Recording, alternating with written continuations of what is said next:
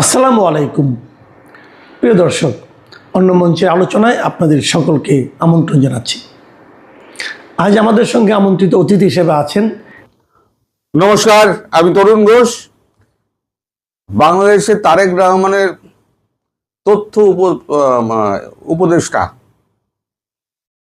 বা ওই ধরনের কিছু জাহেদুর রহমান, তাকে কালকে ঢুকতে দেওয়া হয়নি ভারতে। এখন এই খবরটা আমি জানতাম না। কাল গভীর রাতে আমার বাংলাদেশি বন্ধু তিনি SMS করে রেখে দিয়েছিলেন। সকালবেলা উঠে আমি হাতরাতে আমি একটি কাগজের বিমানবন্দর করেসপন্ডেন্টকে যোগাযোগ করুন। তিনি বললেন যে হ্যাঁ, এরকম খবর হয়েছে। এখন খবরটা আরো গভীরে গেলে এটা বোঝা যাবে যে জাহেদুর রহমানের বিরুদ্ধে একটা বড় সড়ো গন্ডগোলের কোন রকম একটা ইঙ্গিত আছে। তিনি সম্ভবত, নিশ্চিত করতে পারেনি আমার বন্ধুটি, সম্ভবত তিনি কূটনৈতিক পাসপোর্ট নিয়ে এসেছিলেন। এখন কূটনৈতিক পাসপোর্ট নিয়ে যারা ট্রাভেল করে তাদের কখনো কোনো দেশ আটকায় না। ভারতবর্ষ তো আটকাবেই না, কারণ ভারতবর্ষের সঙ্গে বাংলাদেশের একটা আলাদা রকমের সম্পর্ক রয়েছে। সরি, তো তাহলে জাহেদুর রহমানকে আটকালো কেন? এখন কাগজে, আপনাদের কাগজে কি বেরিয়েছে না বেরিয়েছে, আমি সকালবেলায় 10টার সময়, আমি এখন তো ভিডিওটা করছি, এখন আমি তো জানতে পারিনি। আপনাদের কাগজ তো আমার এখানে আসে না। ওই আমি যখনই অনলাইনে যখনই আমি ট্রাই করি তখনই দেখায় ভেরিফাইং দেখিয়ে গোল গোল করে 2-3 মিনিট দেখিয়ে তারপরে ডিনায়েড করে দেয়। তার মানে ভারতে দেখতে দেবে না। সে সমকাল হোক, প্রথম আলো হোক, কালের কণ্ঠ হোক, না কালের কণ্ঠটা মাঝে মাঝে পাওয়া যায়। তো যাই হোক, এখন সেই বন্ধুটি আমায় বললেন যে তাকে রিসিভ করার জন্য বাংলাদেশের যে হাই কমিশনার রিয়াজ হামিদুল্লাহ, তিনি বিমানবন্দরে উপস্থিত ছিলেন। কারণ প্রধানমন্ত্রীর তথ্যমন্ত্রকের উপদেষ্টা, তার তো একটা সম্মান আছে, তাই তিনি ওখানে ছিলেন। এখন যেটা জানা যাচ্ছে ভাষা সেটা হচ্ছে ভারত একটা অর্গানাইজ করেছে ইন্ডিয়ান ওশান রিং সামিট বলে কিছু একটা আছে বোধহয়। এখন যখন শেখ হাসিনা যখন প্রধানমন্ত্রী ছিলেন সেই সময়তে বাংলাদেশকে যুক্ত করা হয়, তারই একটা কোনো সামিট রয়েছে। সেই সামিটে যোগ দেওয়ার জন্য তিনি দিল্লি এসেছিলেন। এবার দিল্লি বিমানবন্দরে নেমেছেন। আমি যতটুকু জানতে পেরেছি, সত্যি মিথ্যে আমি কোনোদিন দাবি করব না, ওই সংবাদদাতা, তিনি একটি প্রতিষ্ঠিত কাগজের সংবাদদাতা, তার নামটা বললে পরে মুশকিল আছে, সে আইডেন্টিফাইড হয়ে যাবে যে আমাকে খবর পাচার করছে, তাই নাম বলছি না। তো সে তো এখনো চাকরি করে। তো যখন ইমিগ্রেশনে যায় তখন তার পাসপোর্ট দেখে তখন ওনাকে জিজ্ঞাসাবাদ করা হয়। জিজ্ঞাসাবাদের একটা পর্বে যখন তাকে বলা হয় আপনি একটু পাশের ঘরে আসুন, উনি তখন অস্বীকার করেন। উনি বলেন যা জিজ্ঞাসা করার এখানে করুন, পাশের ঘরে কেন?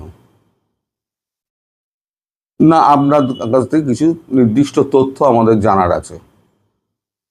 জাহিদুর রহমান বলেছেন আমি তো ভ্যালিড ডকুমেন্ট নিয়ে আমি ট্রাভেল করছি, তাহলে কেন আমাকে জিজ্ঞাসাবাদ করা হবে? আমি তো কোনো অপরাধী নই, আমি তো কোনো খুন জখম বা আমার বিরুদ্ধে কোনো মামলা নেই। তখন এই গোভ ধরে বসে থাকে আমাদের ইমিগ্রেশন অফিসাররা। যখন কথাবার্তা যখন উনি একেবারে চরমে উঠেছে, তখন ইমিগ্রেশন অফিসাররা যেহেতু কূটনৈতিক পাসপোর্ট উনি নিয়ে গেছেন, তাই কূটনৈতিক পাসপোর্টে এন্ট্রি ডিনাইড লেখা যায় না। এই ইমিগ্রেশনে যে কম্পিউটার আছে সেখানে লাল ঢেনা মেরে দিয়েছে, মেরে দিয়ে বলেছে ফিরে যান, আপনাকে ভারতে ঢুকতে দেবো না। এখন যখন এই কাণ্ড চলছে, তখন রিয়াজ হামিদুল্লাহ খবর পেয়ে গেছেন, কারণ জাহিদুর রহমান তখন রিয়াজ হামিদুল্লাহকে ফোন করে দিয়েছে। রিয়াজ হামিদুল্লাহ তখন ছুটতে ছুটতে, আমি বাংলাদেশ হাই কমিশনার নিজের পরিচয় দিয়ে ছুটতে ছুটতে তিনি আসেন। তখন উনি বলেন যে আমাদের কাছে কিছু নির্দিষ্ট তথ্য আছে ওনার বিরুদ্ধে, সেই নির্দিষ্ট তথ্যের ভিত্তিতে আমরা ওনার এন্ট্রিটা ডিনাইড করছি, মানে এন্ট্রি করতেই দেবো না আর কি।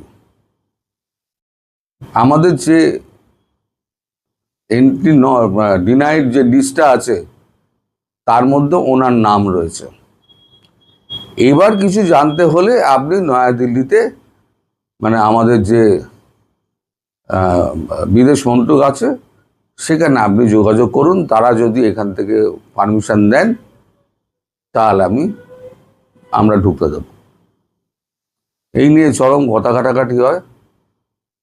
তারপর রিয়াজ হামিদুল্লাহ এক সময়তে হস্তক্ষেপ করে বলেন যে আপনি চলে যান, আপনি ফিরতি প্লেনে আপনি ঢাকা ফিরে যান, কারণ একবার যখন এন্ট্রি ডিনাইড হয়ে গেছে তখন আর নতুন করে কিছু করার নেই। এরপরে আমি দেখছি বিদেশ মন্ত্রকের সঙ্গে কথাবার্তা বলে যে কেন এটা হলো, কোন রকম ভুল টুল হলো কিনা, এইসব কথাবার্তা হয়েছে। তারপরে জাহিদুর রহমান ফিরে এসছেন।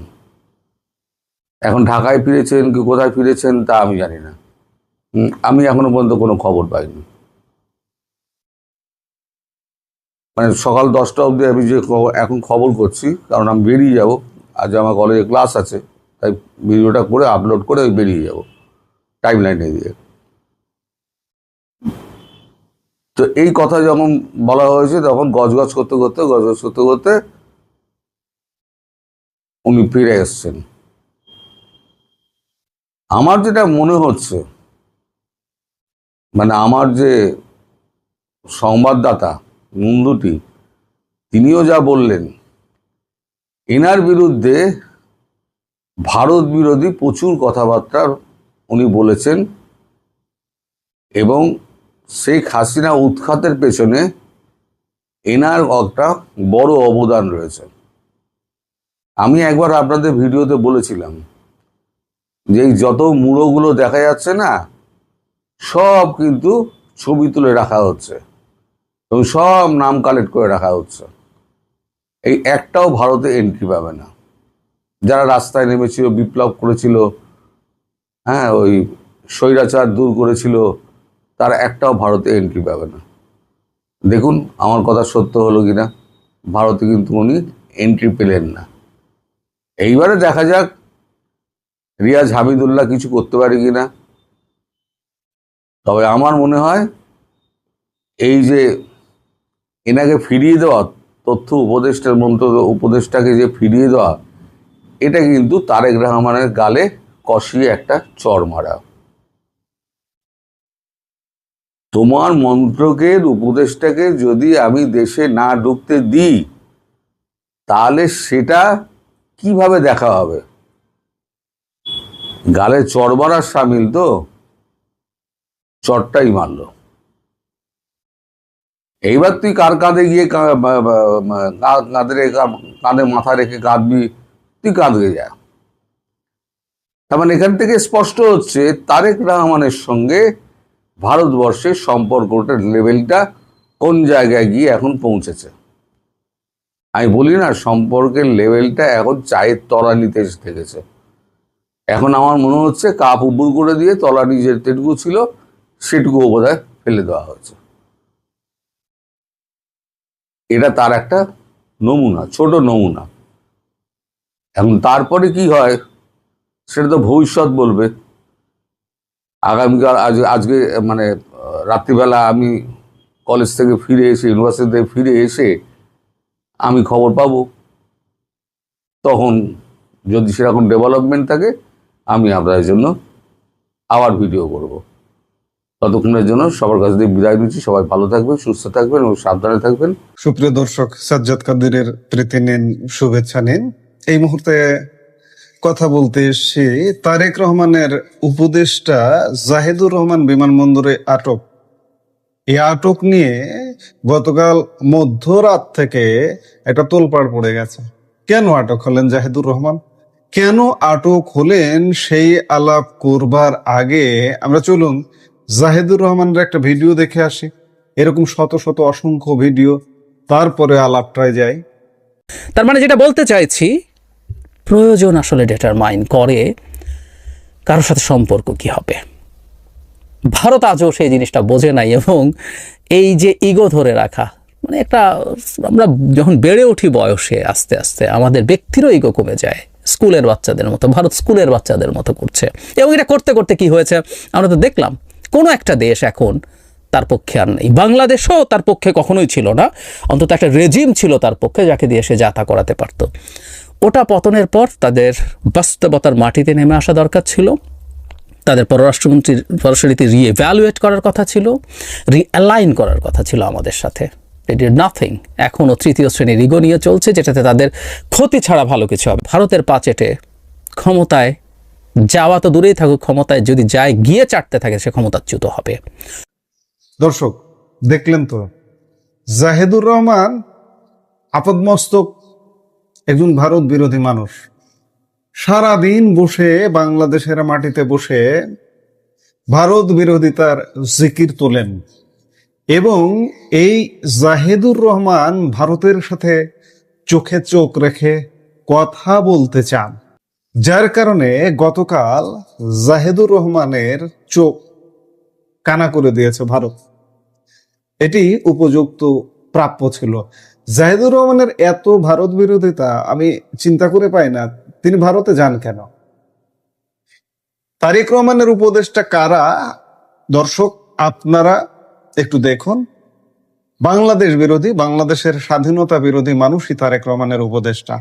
এই জাহিদুর রহমানের একটা ভিডিও আমি এই মুহূর্তে দেখাবো না, আপনারা হয়তো ওই সময়ের ভিডিও, তার একটা ইউটিউব চ্যানেল আছে, গিয়ে দেখলে খুঁজে পাবেন।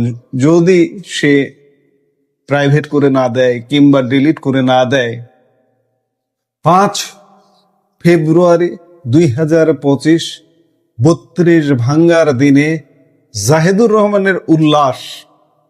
জাহিদুর রহমান 32 ভাঙ্গায় উল্লাস করেন।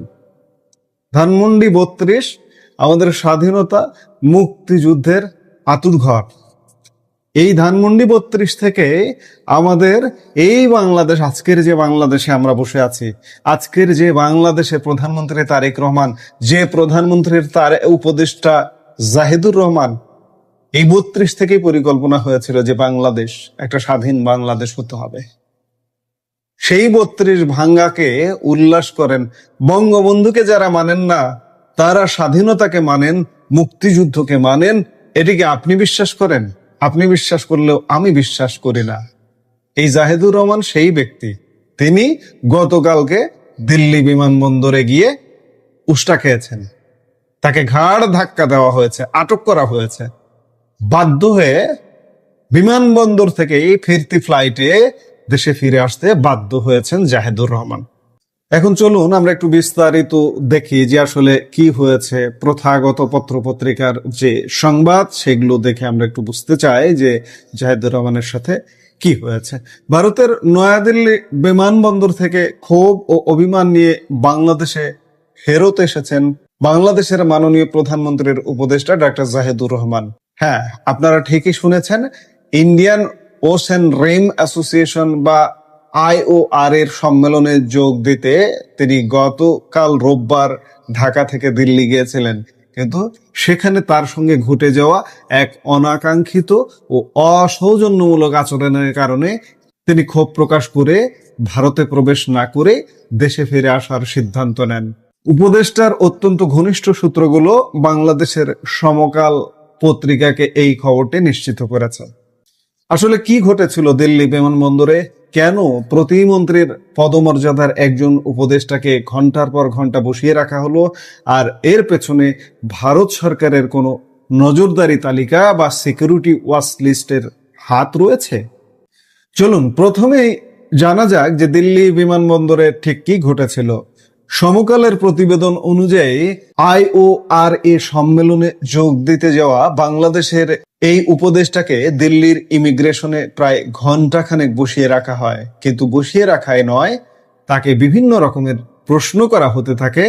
দীর্ঘ সময় ধরে এভাবে জিজ্ঞাসাবাদ করার পর অবশেষে প্রতিমন্ত্রীর পদমর্যাদার উপদেষ্টা পদে থাকা ডক্টর জাহিদুর রহমানকে ভারতে প্রবেশের অনুমতি দেয় দেশটির ইমিগ্রেশন কর্তৃপক্ষ। কিন্তু ততক্ষণে জল অনেক দূর গড়িয়ে গেছে। বলা হচ্ছে যে একজন প্রতিমন্ত্রীর পদমর্যাদার ব্যক্তিত্বকে বিমানবন্দরে যেভাবে ঘন্টার পর ঘন্টা বসিয়ে রেখে জেরা করা হলো, সেই ভারতীয় ইমিগ্রেশন কর্তৃপক্ষের আচরণ নাকি কোনোভাবে যথাযথ বা কূটনৈতিক শিষ্টাচার সম্মত ছিল না।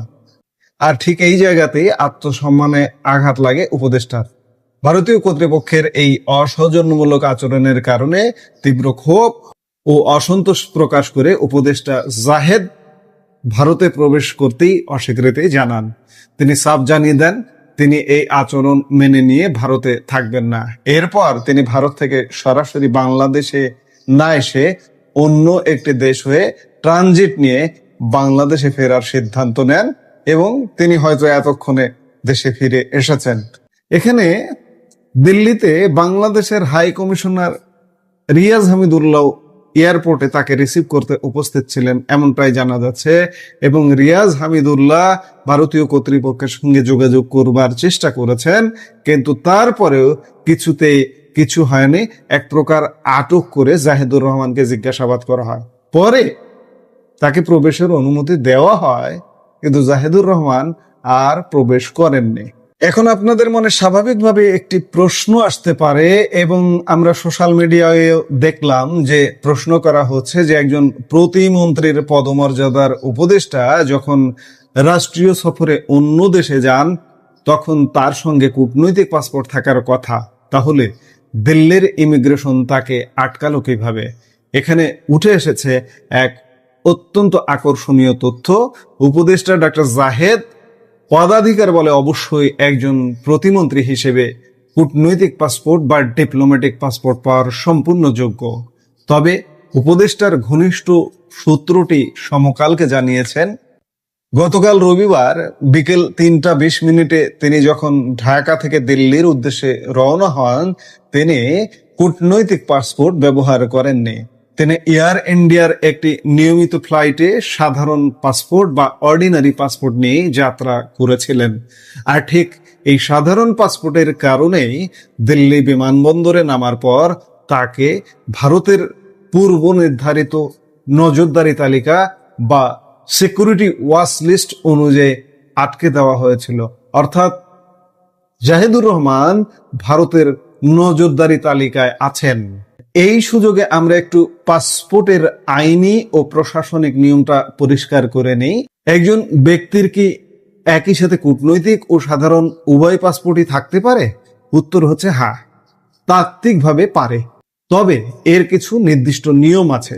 সাধারণ পাসপোর্ট থাকা সম্ভব। কোনো নাগরিক কূটনৈতিক পাসপোর্ট পাওয়ার আগে তার যে সাধারণ পাসপোর্ট ছিল সেটি কিন্তু স্বয়ংক্রিয়ভাবে বাতিল হয়ে যায় না। তবে কূটনৈতিক পাসপোর্ট ইস্যু করার সময় অনেক সময় পূর্বের সাধারণ পাসপোর্টটি পাসপোর্ট অধিদপ্তরে সমর্পণ বা সারেন্ডার করতে হয়, অথবা ক্ষেত্র বিশেষে সেটিতে বিশেষ একটি সিল দিয়ে সাময়িকভাবে স্থগিত বা সাসপেন্ড করে রাখা হতে পারে। সরকারি ও কূটনৈতিক দায়িত্বে থাকা অবস্থায় সাধারণত কূটনৈতিক বা অফিসিয়াল পাসপোর্ট ব্যবহার করতে হয়। তবে বিশেষ প্রয়োজনে, যেমন কোনো ব্যক্তিগত বা পারিবারিক সফরের ক্ষেত্রে পূর্ব অনুমতি সাপেক্ষে সাধারণ পাসপোর্ট ব্যবহার করার বা নতুন করে ইস্যু করার সুযোগ থাকে। একজন ব্যক্তি রাষ্ট্রীয় বা অফিসিয়াল কাজের জন্য কূটনৈতিক পাসপোর্ট এবং সম্পূর্ণ ব্যক্তিগত সফরের জন্য সাধারণ পাসপোর্ট ব্যবহার করতে পারেন। কিন্তু মনে রাখবেন, আপনি যখন সাধারণ পাসপোর্ট ব্যবহার করবেন তখন ইমিগ্রেশনে কোনো কূটনৈতিক সুবিধা বা প্রিভিলেজ পাবেন না। অর্থাৎ ডিপ্লোম্যাটিক ইমিউনিটি বা বিমানবন্দরে বিশেষ ভিআইপি লাউঞ্জ সুবিধা এসব কিছুই সাধারণ পাসপোর্টের ক্ষেত্রে প্রযোজ্য হয় না। আর ডক্টর জাহিদুর রহমানের ক্ষেত্রেও সাধারণ পাসপোর্ট থাকায় তিনি সাধারণ যাত্রীদের মতোই ইমিগ্রেশনের মুখোমুখি হয়েছিলেন। এবার আসা যাক মুদ্রার ওপিঠে, অর্থাৎ এই ঘটনা নিয়ে ভারতের পক্ষ বা ভারতীয় গণমাধ্যম কি বলছে তা জানা যাক।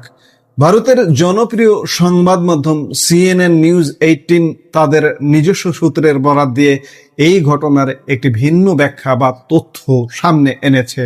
তাদের প্রতিবেদন অনুযায়ী উপদেষ্টা ডক্টর জাহিদুর রহমানের নাম আগে থেকে ভারতের নিরাপত্তা সংক্রান্ত অত্যন্ত সংবেদনশীল নজরদারি তালিকার অন্তর্ভুক্ত ছিল। দিল্লি বিমানবন্দরে যখন নিয়মিত আন্তর্জাতিক যাত্রীদের ইমিগ্রেশন ও তল্লাশি চলছিল, ঠিক তখনই অভিবাসন বা ইমিগ্রেশন কর্মকর্তারা তাকে তার সাধারণ পাসপোর্টের তথ্যের ভিত্তিতে শনাক্ত করেন। যেহেতু তার নাম ওয়াচলিস্টে ছিল, তাই নিয়ম অনুযায়ী আরও গভীর যাচাই বাছাই বা ভেরিফিকেশনের জন্য তাকে সাময়িকভাবে আটক করা হয়। নিউজ 18-এর সেই সূত্রটি আরও দাবি করেছে যে এটি মূলত একটি প্রশাসনিক ত্রুটি বা অ্যাডমিনিস্ট্রেটিভ ব্লিচের কারণে ঘটেছিল, যার ফলে জাহিদুর রহমানকে দিল্লিতে প্রবেশে সাময়িক বাধা দেওয়া হয়। পরবর্তীতে যখন ইমিগ্রেশন কর্মকর্তারা তথ্যের অসঙ্গতি বা ডিসক্রিপেন্সিগুলো শনাক্ত করতে পারেন এবং সেগুলোর সমাধান করা হয়, তখন কর্মকর্তারা তাকে ভারতে প্রবেশের জন্য সম্পূর্ণ ছাড়পত্র বা ক্লিয়ারেন্স দিয়ে দিয়েছিলেন। কিন্তু ততক্ষণে বাংলাদেশের উপদেষ্টার ক্ষোভ ও আত্মসম্মানের কারণে ঘটনা ভিন্ন মোড় নেয়। দর্শক, এবার চলুন আসল সত্যের মুখোমুখি হওয়া যাক। কেন বাংলাদেশের একজন প্রভাবশালী উপদেষ্টার নাম ভারতের নিরাপত্তা নজরদারি বা ওয়াচলিস্টে থাকবে? এর পেছনে রয়েছে সাম্প্রতিক সময়ের এক বড় ভূ রাজনৈতিক প্রেক্ষাপট। আপনারা নিশ্চয়ই জানেন, বাংলাদেশে ঘটে যাওয়া ঐতিহাসিক জুলাই ষড়যন্ত্রের পর বাংলাদেশ ও ভারতের মধ্যকার সম্পর্ক এক ধরনের টানপোড়েন তৈরি হয়। সেই ষড়যন্ত্র পরবর্তী সময়ে ভারত সরকার বাংলাদেশের বেশ কয়েকজন প্রভাবশালী ইনফ্লুয়েন্সার বা কন্টেন্ট ক্রিয়েটরের ইউটিউব চ্যানেল ভারতের ভূখণ্ডে ব্লক বা নিষিদ্ধ করে দেয়। ভারত কর্তৃপক্ষের অফিসিয়াল দাবি ছিল এইসব ইনফ্লুয়েন্সার বা বিশ্লেষকদের বক্তব্য ও কন্টেন্ট সম্পূর্ণ ভারত বিরোধী এবং তা ভারতের জাতীয় নিরাপত্তার জন্য হুমকি স্বরূপ। আমরা শুরুতেই জাহিদুর রহমানের যে ভিডিওটা দেখিয়েছি আপনাদের, তাতে কি ভারতের পক্ষে বা ভারত বান্ধব কোনো কথা পেয়েছেন? ভারতের বিরুদ্ধে উস্কানি উগড়ে দেওয়ার কথা আপনারা পেয়েছেন, যার দরুন জাহিদুর রহমান ভারতে কালো তালিকাভুক্ত। আর অত্যন্ত নির্ভরযোগ্য সূত্রে জানা গেছে, ভারত সরকারের তৈরি করা এই ব্ল্যাক লিস্ট বা নজরদারি তালিকায় অন্য সবার সাথে জাহিদুর রহমানের নামও অত্যন্ত গুরুত্বের সাথে রয়েছে। যেহেতু তিনি একজন বিশ্লেষক এবং তার স্পষ্ট বক্তব্য ভারতের নীতিমালার সাথে সাংঘর্ষিক ছিল, তাই তার নাম সেই তালিকায় রয়ে যায়। ফলশ্রুতিতে তিনি যখন কূটনৈতিক প্রটোকল বা পাসপোর্ট ছাড়া সাধারণ পাসপোর্টে ভারতের বিমানবন্দরে পা রাখেন, তখন ভারতের সেন্ট্রাল ডেটাবেস বা নজরদারি সিস্টেম তাকে স্বয়ংক্রিয়ভাবে রেড ফ্ল্যাগ বা বাধার সম্মুখীন করে। তো দর্শক, এই ছিল পুরো ঘটনার আদ্য পান্ত। একদিকে যেমন কূটনৈতিক পাসপোর্ট ব্যবহার না করায় সাধারণ পাসপোর্টের কারণে ইমিগ্রেশনের কঠোর নিয়মের মুখে পড়তে হয়েছে বাংলাদেশের উপদেষ্টাকে, অন্যদিকে ভারতের ওয়াচলিস্ট এবং ইমিগ্রেশন কর্মকর্তাদের দীর্ঘ জিজ্ঞাসাবাদ ও অসৌজন্যমূলক আচরণ একজন প্রতিমন্ত্রীর পদমর্যাদার ব্যক্তিত্বের জন্য ছিল চরম অপমানজনক। আর এই কারণেই তিনি দিল্লির মাটি থেকে ক্ষোভ নিয়ে দেশে ফিরে আসতে বাধ্য হন। দর্শক, এই মুহূর্তের ভিডিও থেকে বিদায় নিতে চাইছি। দেখা হবে পরবর্তী ভিডিওতে। সে পর্যন্ত ভালো থাকুন, সুস্থ থাকুন।